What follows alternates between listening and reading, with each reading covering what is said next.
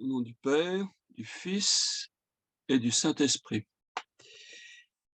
Eh bien, nous demandons à l'Esprit Saint qui m'éclaire et qui vous éclaire pour que nous puissions avancer dans cette vérité de la théologie de la famille, pour vivre en Dieu, en famille. Au nom du Père, du Fils et du Saint-Esprit. Amen. Voilà, c'est la troisième formation. Nous avons vu d'abord une introduction avec le plan et comment j'étais arrivé à découvrir la grâce de Nazareth, surtout par Saint Joseph. Ensuite, j'ai progressé en montrant les préliminaires. Qu'est-ce qui m'a amené finalement à vous proposer la grâce de Nazareth? Et puis maintenant, je veux vous montrer, troisième intervention, le lien entre ce qui peut exister entre le baptême et la grâce de Nazareth.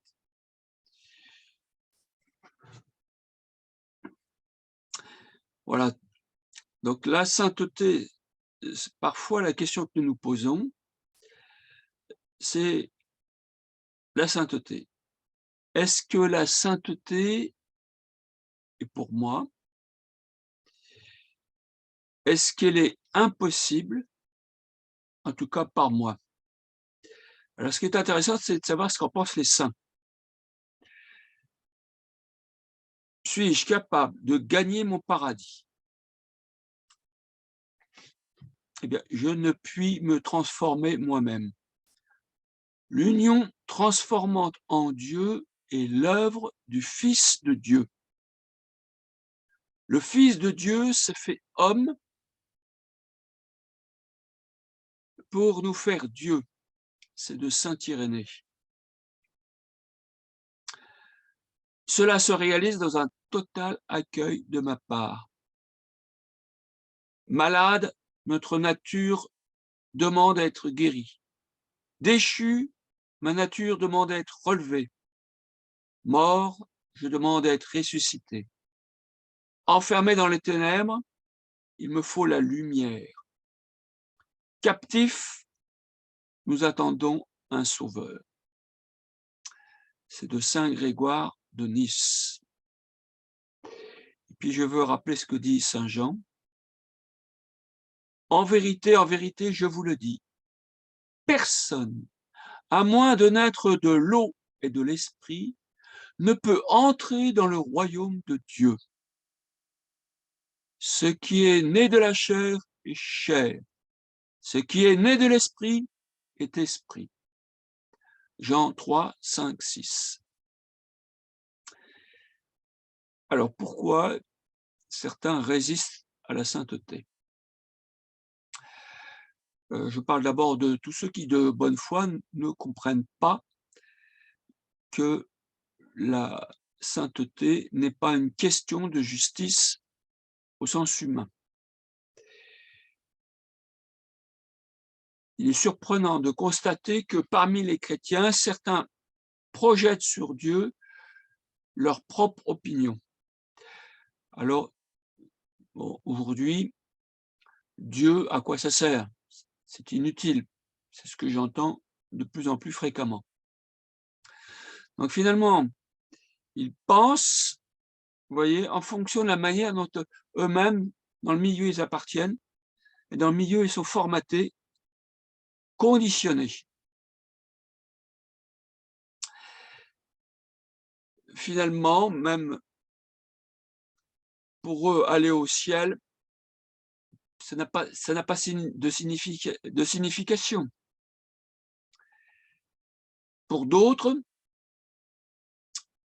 ceux qui sont déjà chrétiens, eh bien, c'est par mes efforts, ma pratique, que je gagne mon ciel. Alors, déjà, les pharisiens pensaient cela, c'était au niveau de la loi. La loi, suivie à la lettre, nous justifie. Donc, ce qui est en cause, c'est l'absence suffisante de vie intérieure. C'est finalement leur cerveau qui dirige, qui décide ce qui est bon, ce qui est juste. Ce qui manque, c'est justement le vrai lien qui pourrait les sauver. Dieu. Ils ne connaissent Dieu que par les livres. Et comment lisent-ils?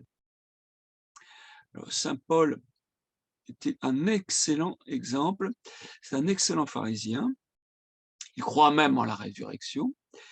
Il est formé à l'école de Gamaliel et il a même cru servir Dieu en faisant enchaîner, mettre en prison, jusqu'à mettre à mort les premiers chrétiens, comme lui-même nous en fait le récit après sa conversion dans Actes 22, versets 1 à 21.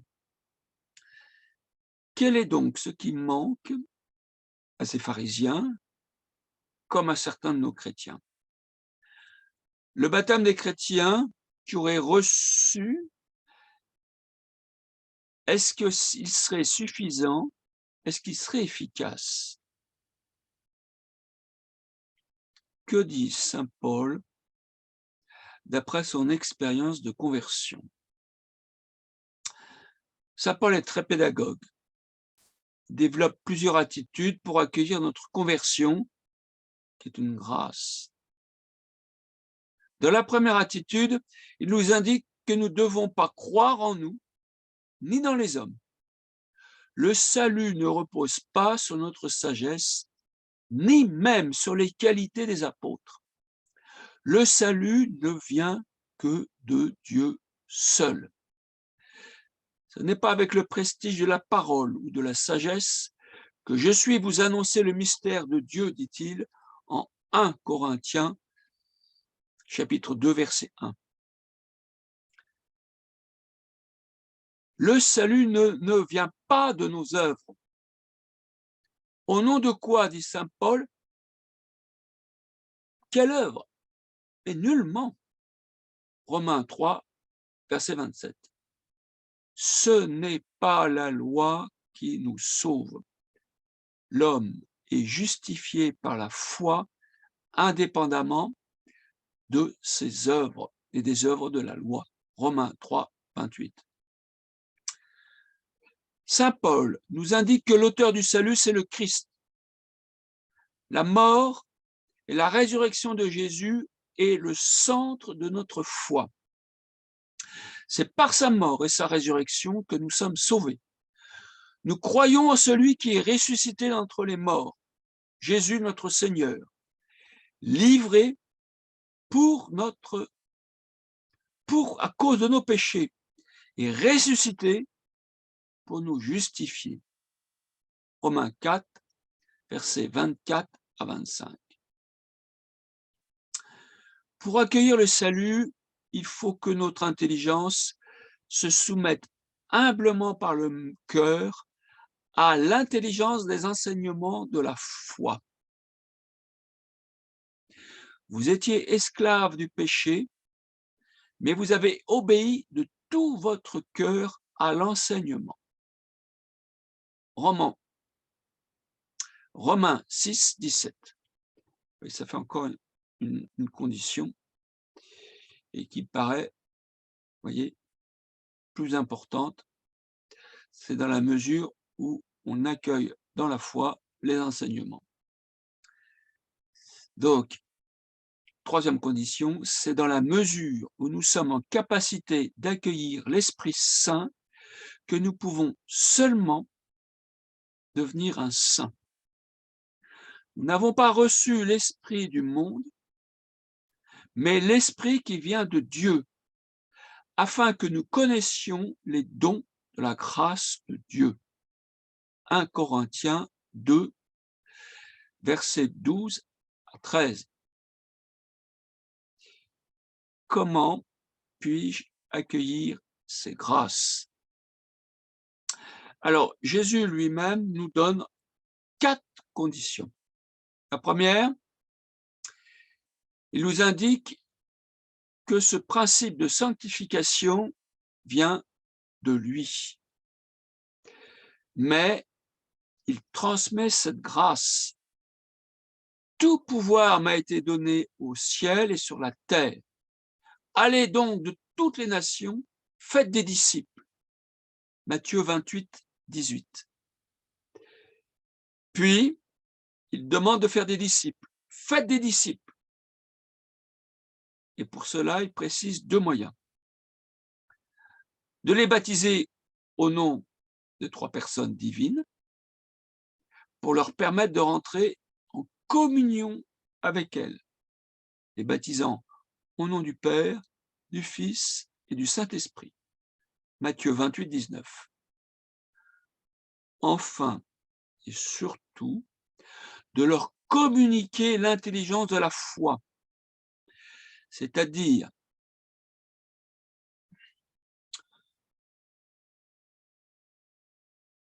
tout ce que le Christ a transmis. C'est une mission énorme de sainteté et qui prend du temps. Leur apprenant à garder tout ce qu'il a pu leur prescrire. Matthieu 28, 20. C'est grandiose.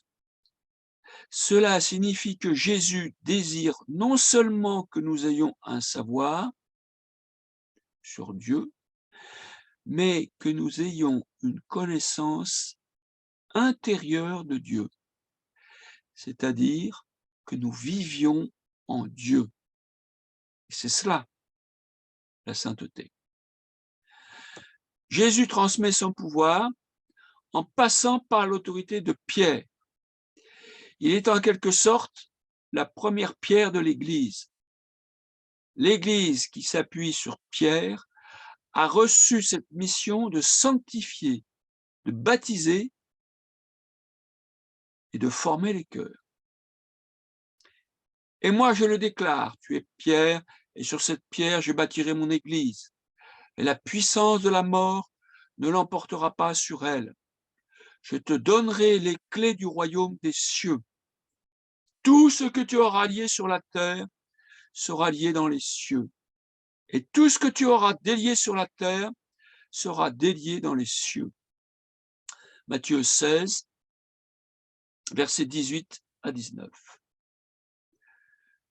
Donc, ce qu'il faut maintenant, c'est découvrir la grâce du baptême que donne l'Église, puis comment elle éduque à cette grâce. Donc, il faut bien comprendre la signification du baptême dans sa totalité. Déjà, le baptême, comment est appelé ce sacrement? On appelle ce premier sacrement baptême, en grec baptisein, ce qui signifie plonger dans l'eau. Cela symbolise l'ensevelissement du catéchumène dans la mort du Christ, d'où il rentre, et la résurrection, d'où il sort. Romains 6, 3, 4. Le baptisé, à ce moment-là, devient comme une nouvelle créature, dit saint Paul, en 2 Corinthiens 5, 17, il le répète en Galates 6, 15. Le baptême, c'est ce qu'il y a donc de plus beau, de plus magnifique des dons de Dieu. Nous le nommons par 7 attributs. Nous l'appelons don, grâce, onction, illumination, vêtements, bain et sceau. Don, parce qu'il est donné à tous. Grâce, parce qu'il est donné alors que nous sommes tous pécheurs. Baptême, parce que le péché nous lave dans l'eau. Pardon. Baptême, parce que le péché est lavé dans l'eau. Onction, parce qu'il fait de nous des rois. Illumination, parce qu'il illumine notre intelligence. Vêtements, parce qu'il nous habille de sa miséricorde. Bain, parce qu'il lave notre âme. sceau parce qu'il nous marque de l'amour du Christ. Le baptême vu sur le plan de l'économie du salut. Les préfigurations du baptême dans l'Ancienne Alliance, depuis les origines du monde, l'eau est la source de la vie et de la fécondité. L'Écriture présente l'Esprit de Dieu associé aux eaux, sans doute à cause de sa fécondité qui en découle. Genèse 1, 2. L'Église a vu dans l'arche de Noé une préfiguration du salut par le baptême, par les flots du déluge qui annonçaient le baptême, qui fait revivre, puisque l'eau y préfigurait la mort du péché et la naissance de la vie.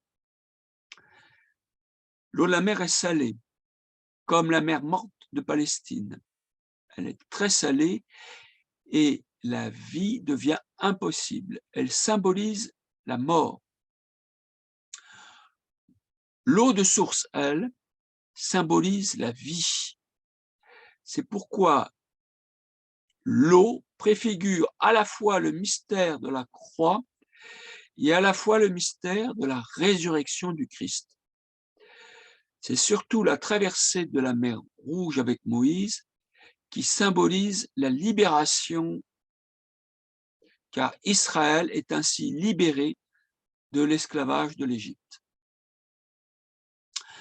Le baptême est aussi préfiguré par la traversée du Jourdain, dans laquelle le peuple de Dieu reçoit le don de la terre promise de la descendance d'Abraham. C'est la promesse de cet héritage bienheureux qui s'accomplit dans la nouvelle alliance. Toutes les préfigurations de l'ancienne alliance trouvent leur achèvement dans le Christ. Lui commence sa vie publique après s'être fait baptiser par Saint Jean le Baptiste dans le Jourdain. Matthieu 3, 13. Et après sa résurrection, il donne cette mission aux apôtres. Allez donc de toutes les nations, faites des disciples, les baptisant au nom du Père et du Fils et du Saint-Esprit, leur apprenant à observer tout ce qu'il leur a prescrit. Matthieu 28, 19, 20. Marc 16, 15, 16. Jésus s'est volontairement soumis au baptême de Saint Jean, pourtant destiné aux pécheurs, mais il le fait pour accomplir la volonté du Père.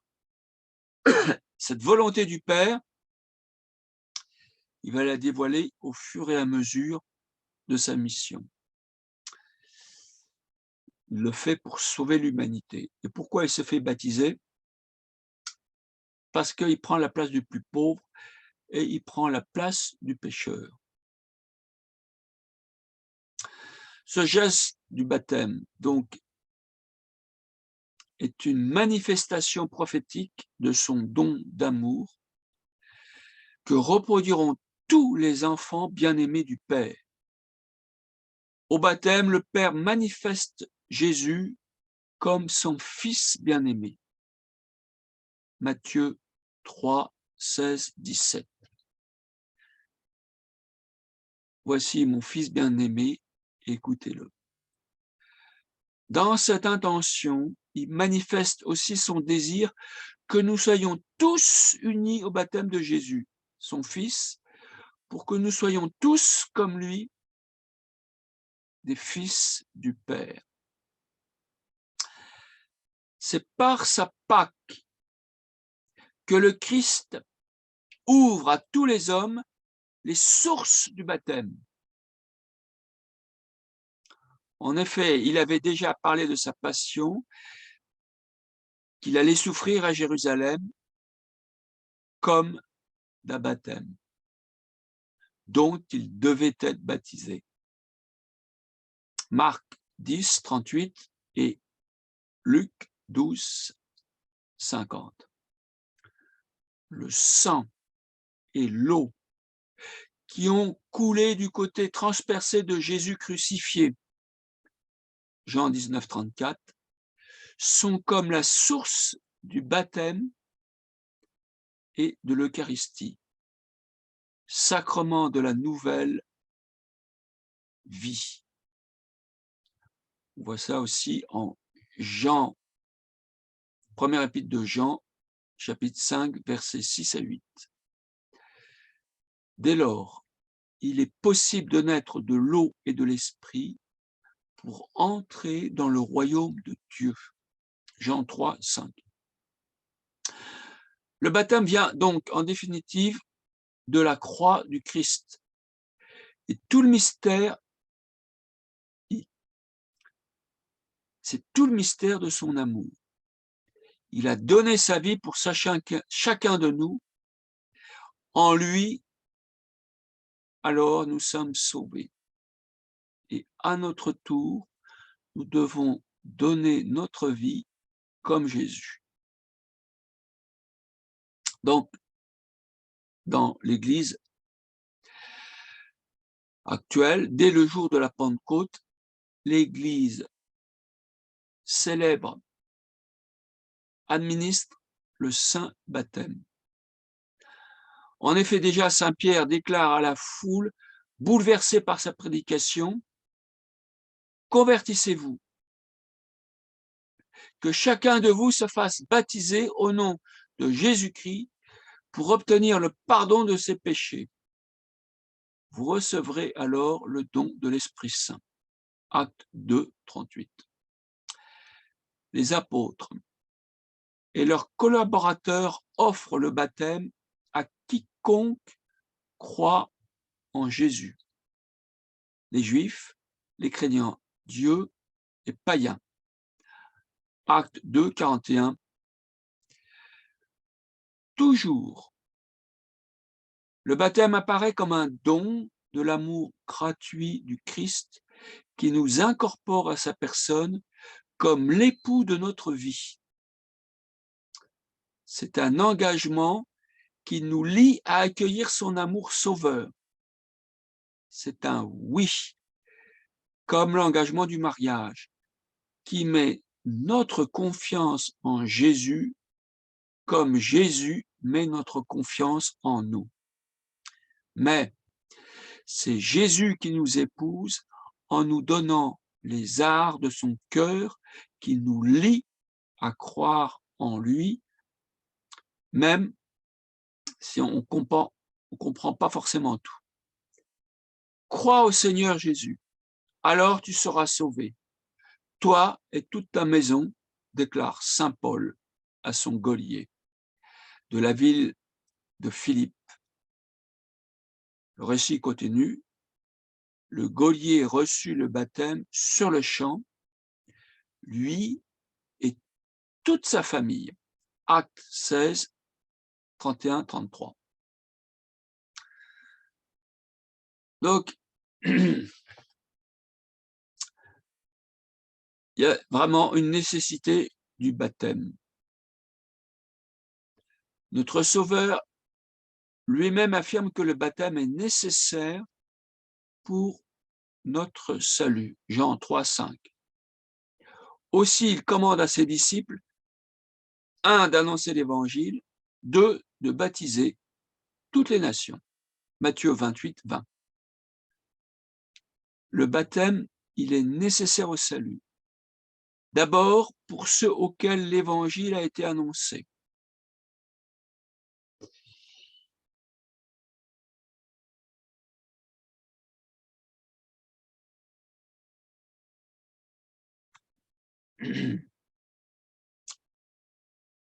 L'Église ne connaît pas d'autre moyen que le baptême pour nous faire entrer dans cette relation intime du Christ qui se plonge en nous comme nous sommes plongés en sa vie, ce qui va nous permettre d'entrer dans la béatitude de son cœur éternel.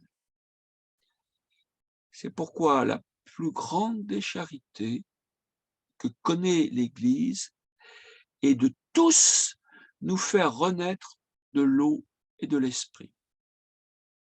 Le Fils a lié le don de sa vie au sacrement du baptême, car c'est par ce moyen qu'il se donne, tout comme chaque sacrement, qui nous lie à son cœur. Chaque sacrement est comme un baiser d'amour qu'il nous communique d'une manière spécifique en communiquant sa personne divine dont l'Eucharistie est associée. Et c'est le don propre de sa personne qui se livre pour nous. Depuis toujours, l'Église affirme que ceux qui subissent la mort en raison de la foi, grâce à la foi, même s'ils n'ont pas reçu le baptême, comme ils ont eu ce désir, ils portent les fruits du baptême et considèrent qu'ils sont sauvés sans avoir reçu ce rituel. Alors, il y a une extension donc du baptême. Puisque le Christ est mort par amour pour tous et que la vocation de l'homme est unique, divine, nous croyons que l'Esprit Saint offre à tous, d'une façon que seul Dieu connaît, la possibilité d'être associé au mystère pascal. Ça, c'est dit dans Gaudium Spes, au chapitre 22, dans Lumen Gentium, au chapitre 16. C'est-à-dire que tout homme, même ignorant l'évangile du Christ et de son Église, si c'est un chercheur de Dieu, s'il cherche la vérité,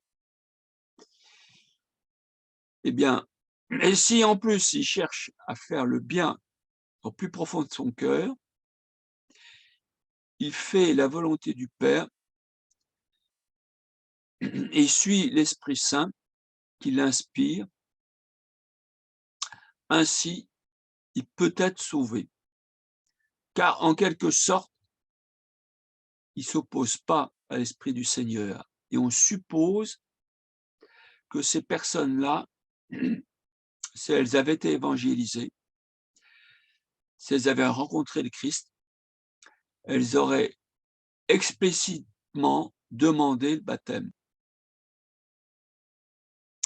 Ça s'est redit au catéchisme de l'Église catholique, au numéro 1257 à 1260. Donc la grâce du baptême a essentiellement deux actions. Le premier effet, c'est d'être plongé dans l'eau, qui fait symbolisme à la mort et à la purification, mais aussi il y a un deuxième symbole qui est la régénération, le renouvellement. Les deux effets principaux sont donc la purification des péchés et la nouvelle naissance en Jésus par l'Esprit Saint.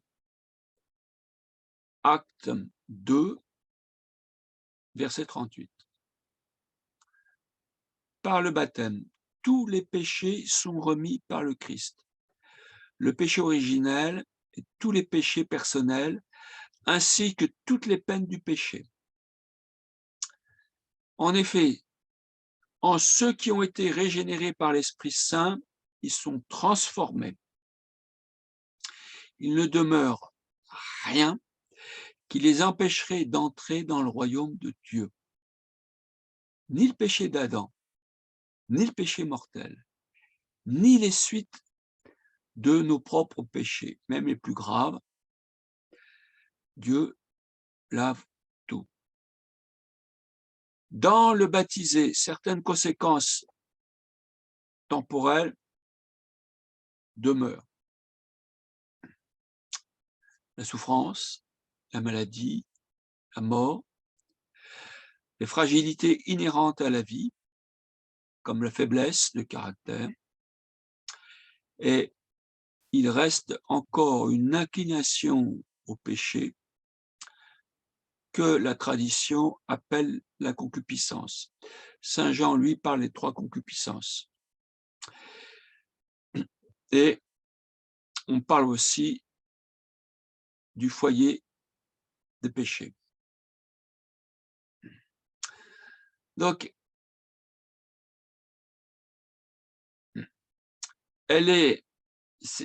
pourquoi ces conséquences du péché restent en nous, qui nous amènent à un véritable combat toute notre vie.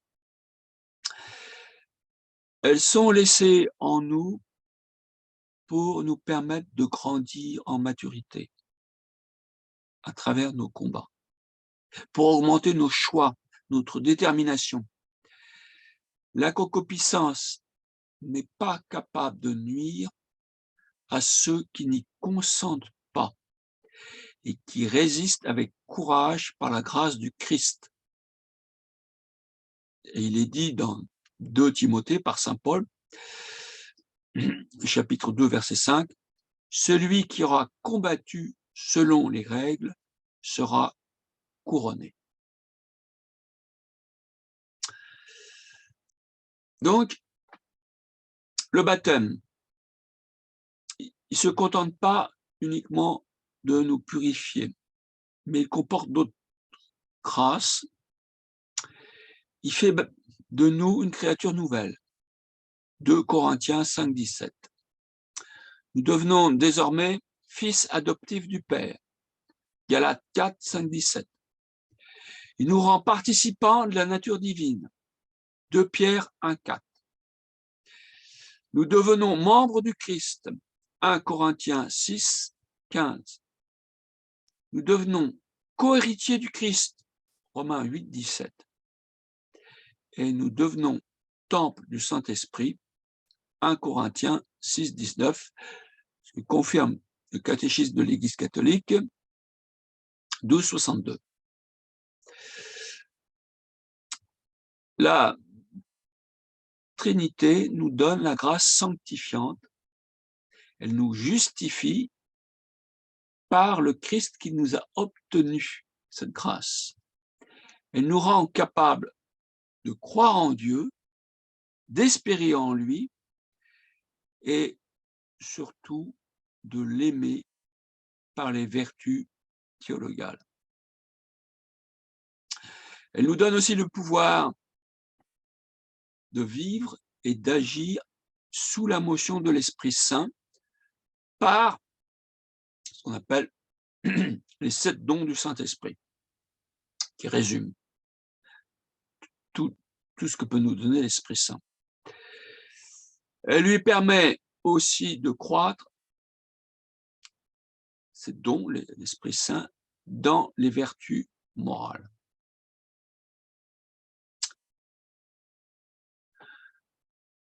Donc, toute cette alliance nouvelle nous permet d'être incorporés au Christ et à son Église.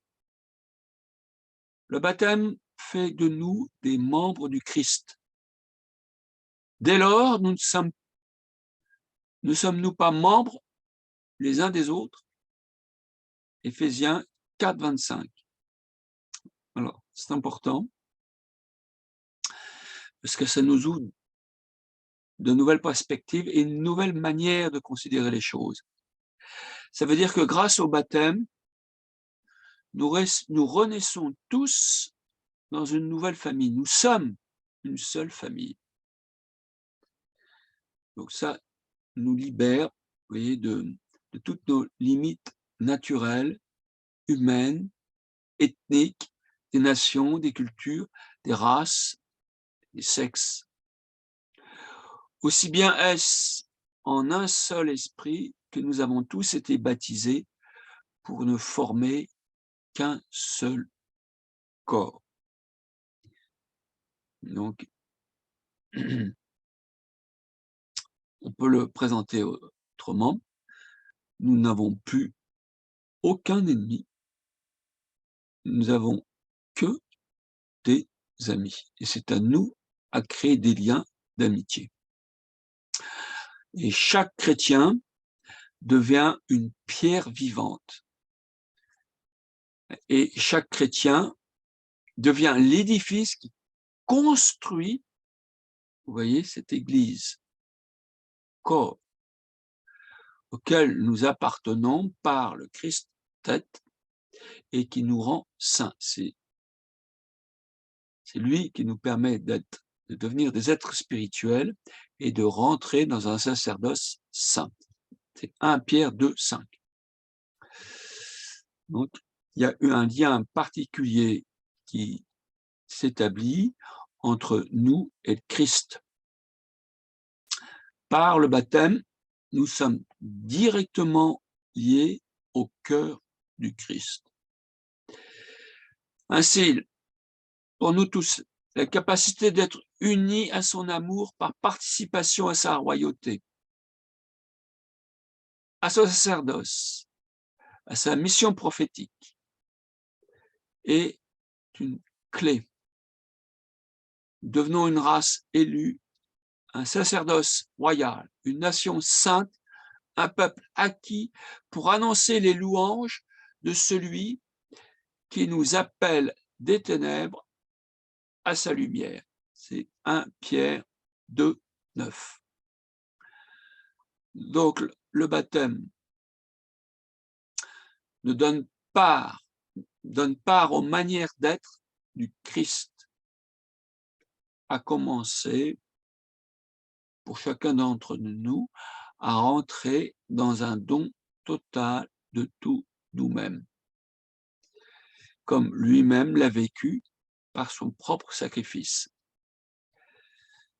C'est-à-dire que dans son sacerdoce, c'est le centre de notre alliance.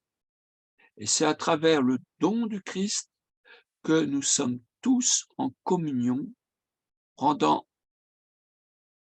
pour chacun d'entre nous un lien particulier avec son propre sacerdoce, ce qu'on appelle le sacerdoce commun de tous les baptisés. C'est le sacerdoce commun des fidèles. Alors, il se distingue du sacerdoce du prêtre.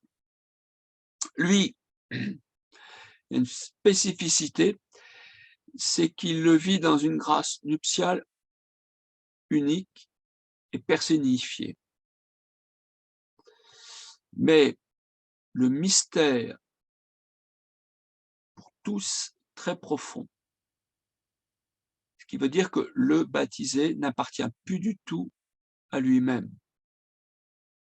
Il appartient au Christ, à celui qui est mort et ressuscité. Alors c'est dit dans 2 Corinthiens 5, verset 15, et aussi 1 Corinthiens 6, verset 19. Dès que nous rentrons tous dans cette alliance nuptiale, eh bien, nous sommes tous comme couple, et nous sommes couple par rapport au Christ, et tous nous sommes amenés à nous soumettre, à nous écouter les uns par rapport aux autres, ce qui est la condition, eh bien, pour rentrer dans une relation authentique avec le Christ. C'est dit dans Éphésiens 5, 21, ou aussi dans 1 Corinthiens, chapitre 16, versets 15 à 16. Donc, eh bien, nous rentrons dans une attitude d'humilité. C'est ça la véritable humilité. Ce n'est pas un travail sur soi, on n'est pas dans le domaine psychologique, c'est un don du Christ, voilà, qui nous rend vraiment docile à l'Esprit Saint et coopérateur dans une obéissance responsable aux successeurs des apôtres, des successeurs de Pierre, c'est-à-dire les évêques, les prêtres. Comme, voilà, comme à tout son enseignement, tout le magistère, c'est Hébreux 13, verset 17. De même que le baptême est la source des responsabilités pour chacun d'entre nous, parce que c'est une responsabilité d'amour, de même, il y a aussi des devoirs. Quel est ce devoir? Eh bien, c'est quoi? Ah, c'est pas au sens du monde, hein. Non, c'est-à-dire que tout baptisé, tout homme a le droit, et on ne peut pas lui refuser ce droit, d'être baptisé, de recevoir le baptême comme tous les sacrements, être nourri de la parole de Dieu et être soutenu par une aide spirituelle des anciens, de l'Église, ceux qui sont chargés de nous faire progresser dans l'intelligence de la foi. Donc par le baptême, nous sommes devenus fils de Dieu, nous sommes régénérés et nous avons des responsabilités, des devoirs. Nous sommes premièrement tenus de professer devant tous les hommes la foi dans laquelle l'Église nous a enfantés, dans Lumen Gentium 11, et de participer à l'activité apostolique et missionnaire de toute la famille de Dieu. C'est-à-dire que si parmi nous, quelqu'un n'est pas missionnaire, il perd en quelque sorte les effets de la grâce du baptême. Il sort, il n'est plus dans la charité. Donc le baptême, c'est un rite d'incorporation au Christ. Le Christ est le fondement de la communion entre tous les chrétiens. Une communion d'amour, une communion de cœur qui nous lie au cœur du Christ. Et en raison, le Christ, de son amour lui-même, qu'on retrouve dans chacun, et nous sommes en communion les uns par rapport aux autres et avec toute l'Église. Vous voyez, vous avez beau aller à une messe, changer de paroisse, ben c'est toujours le même Christ et vous êtes toujours dans cette communion avec toute l'Église. Donc on est incorporé au Christ par le baptême, on est configuré au Christ, on est scellé au Christ d'une marque indélébile de charité, comme faisant partie du cœur du Christ, et cette marque est ineffaçable. Même si on commet des péchés, les péchés les plus graves. Même si je renonce au baptême, ce qui est absolument, j'allais dire, illusoire, on ne peut pas effacer le baptême. Pourquoi? Parce que le baptême est un baptême d'amour et c'est le Christ qui donne sa vie pour nous. Et le Christ n'a qu'une parole, qu'un amour. Il a donné sa vie pour chacun d'entre nous à la croix. Il ne changera pas d'avis car il nous aime et il fera tout pour nous sauver. Voilà.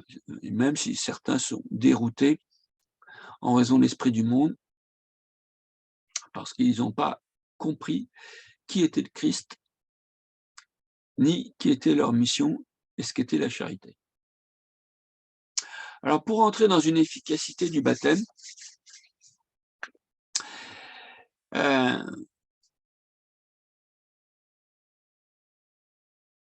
ce qui pourrait nous perturber, c'est l'insuffisance de notre configuration au Christ. Pourquoi? J'en ai fait un petit peu allusion tout à l'heure. Pourquoi certains ne veulent plus se faire rayer du registre du baptême, par exemple? Eh ben, c'est qu'il y a un problème d'intelligence de la foi, un problème de compréhension, un problème de transmission. C'est-à-dire qu'il y a une éducation qui n'a pas été suffisante. Voyez? Et ça, c'est important. Parce que le baptême, on compare le baptême à une graine, mais la graine, il faut qu'elle soit plongée dans la bonne terre et qu'elle soit arrosée. C'est tout l'accompagnement qui est nécessaire. Parce que s'il est vécu de l'extérieur, comme certaines familles, voyez, elles baptisent, mais après elles transmettent rien. Et elles l'envoient à la limite au catéchisme, puis c'est tout. Et eux-mêmes vont même pas à la messe. Donc c'est un témoignage opposé. Donc finalement, ils font de leurs enfants des petits païens, des gros païens même. Donc ça, c'est important. Et Jésus lui-même donne la priorité à l'éducation. Il a lui-même pensé consacrer 3 ans. Alors c'était intense, hein, il vivait avec eux, hein, il dormait avec eux, il marchait avec eux, il mangeait avec eux, il faisait tout avec eux. Eh bien, c'est intense. Vous voyez, c'est toute cette éducation qui est nécessaire. Et c'est important parce que c'est cette éducation qui est très exigeante. C'est cette éducation qui vient du cœur, qui vient de l'intérieur. Catéchisme, c'est pas répéter, c'est pas apprendre la vie de Jésus, point. Comme certains me disent: «Mais à quoi ça sert de connaître la vie de Jésus?» Vous voyez, ce qui est important, c'est vraiment donner cette formation de l'intérieur, dans l'Esprit Saint, pour que la personne découvre elle-même le Christ. Et ça peut prendre du temps. Et ça prend du temps, parce que c'est intime et que l'amour s'éduque. Nous, on passe à côté. Vous voyez, si on commence une leçon comme ça, et si on n'invente pas, on fait pas la personne qui transmet pas vraiment dans la foi et dans l'Esprit Saint, ben c'est grave. Et si, ouais, je sais bien que dans certains cas, c'est délicat, mais l'éducation, si elle n'est pas premièrement transmise par la famille, parce que c'est le lieu de l'éducation, la famille, ben c'est catastrophique. On est passé, je me rappelle, on était il y avait 30 voire 40 de pratiquants, là où j'étais dans la banlieue parisienne. Ben maintenant, c'est tombé à 1,5. Et pourquoi? Quelle est la cause? Tout vient tout vient qu'il y a une absence vraiment de la théologie de la famille qui vient de l'intérieur. On n'est pas dans des rituels, on n'est pas dans la tête, on ne transmet pas un savoir. Tout se transmet par l'intérieur et par le cœur. Donc c'est vraiment, vous voyez, c'est tout l'effort de Jésus, de faire passer à une connaissance, j'allais dire un peu intellectuelle, comme des gens comme des serviteurs, on leur apprend ce qu'ils doivent faire, à une amitié. C'est-à-dire, elles transmettent de l'intérieur. Et ça, c'est le privilège des parents qui aiment leurs enfants. Ils transmettent et ils s'effacent. Là, c'est l'humilité qui est nécessaire pour transmettre de l'intérieur. Et ça, l'enfant le sent. C'est les yeux de la foi. Il le sent. Donc, c'est très exigeant. Planter, vous voyez, arroser. Et là, on est des collaborateurs de Dieu, des coopérateurs. C'est important. Alors, ça nous demande du temps, mais on n'est pas dans le domaine de l'efficacité et dans le domaine de l'amour. C'est ça les priorités. Il faut commencer par notre famille, quel que soit notre âge. C'est à nous vraiment à démarrer. C'est ce champ-là, premier champ à cultiver. Et personne va me remplacer pour communiquer cette grâce. C'est à chacun à poser sa pierre, à commencer par la grâce parentale. C'est dit aussi dans Saint Paul, 1 Corinthiens 3, 8, 10, c'est dit autrement, mais ça se rejoint. Parce qu'à l'époque, ça allait de soi, quand un se faisait baptiser, il convertissait toute la famille. À l'époque, les premières messes se disaient dans les maisons. Donc ainsi, pour nous tous, la vie surnaturelle, vous voyez, s'éveille à travers la maternité et la paternité de l'Église, et essentiellement de l'Église domestique. C'est la clé, c'est la base. Sinon, l'Église il s'appuie sur l'Église domestique, sinon il y a plus rien. Il n'y a même plus de vocation. Parce que Dieu transmet son amour à travers la continuité de notre amour. C'est pas plaqué, c'est vraiment intégré.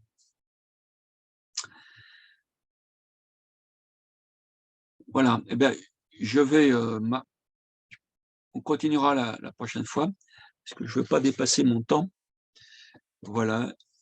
Eh bien, merci, et avant, je voudrais prier, parce que c'est important. Je voudrais que l'Esprit Saint nous éclaire tous, qu'il vous apporte les grâces nécessaires pour que vous deveniez et que vous soyez tous instruments de la civilisation de l'amour, de la nouvelle Pentecôte qui se fait par les familles en s'appuyant sur la grâce de Nazareth, et on aura le temps de le découvrir. Et on va passer par la mère qui a un rôle essentiel, prophétique, et de nous préparer elle-même. C'est le rôle de la mère, hein, la première éducatrice de l'enfant, c'est la mère. Et on est des tout petits enfants. Je t'aime, maman chérie. Tu es la plus belle des femmes. Je te confie ma famille, mes amis, mes peines et mes joies. Je me consacre à ton cœur immaculé. On s'offre et on laisse Marie agir en nous, qui nous transforme en son propre Fils. Et puis, déposez votre cœur, et c'est ce qu'elle doit faire pour chacun d'entre nous, comme libération, guérison.